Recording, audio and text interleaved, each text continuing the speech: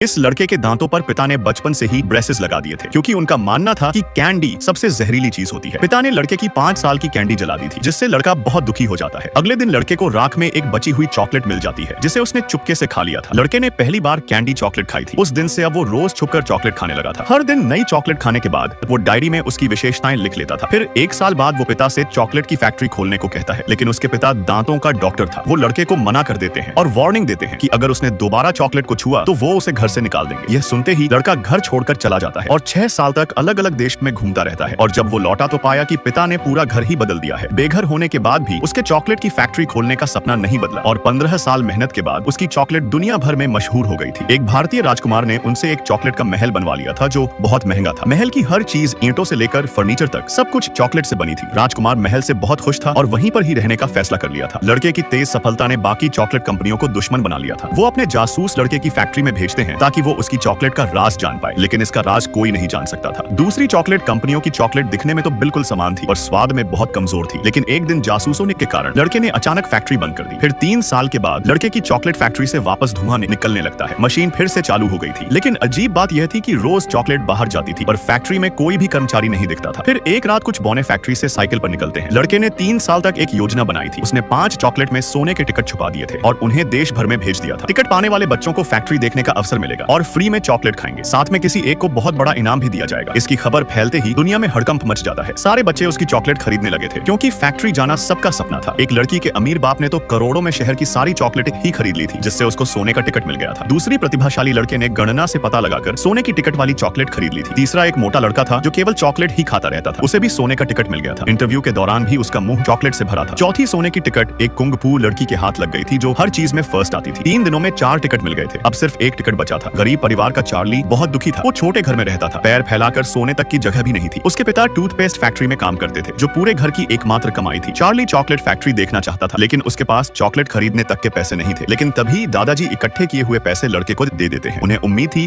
कि चार्ली की किस्मत चमकेगी। फिर चार्ली एक चॉकलेट खरीद लेता है। दोनों भगवान से प्रार्थना करते हैं कि उन्हें सोने की टिकट मिल जाए, लेकिन उस चॉकलेट में सोने की कोई टिकट नहीं थी। सारे पैसे खत्म हो चुके थे, जिससे निराश होकर चार्ली जब वापस लौट रहा था, तभी उसे रोड पर $10 मिल जाते हैं। वो तुरंत जाकर उन पैसों से चॉकलेट खरीद लेता है।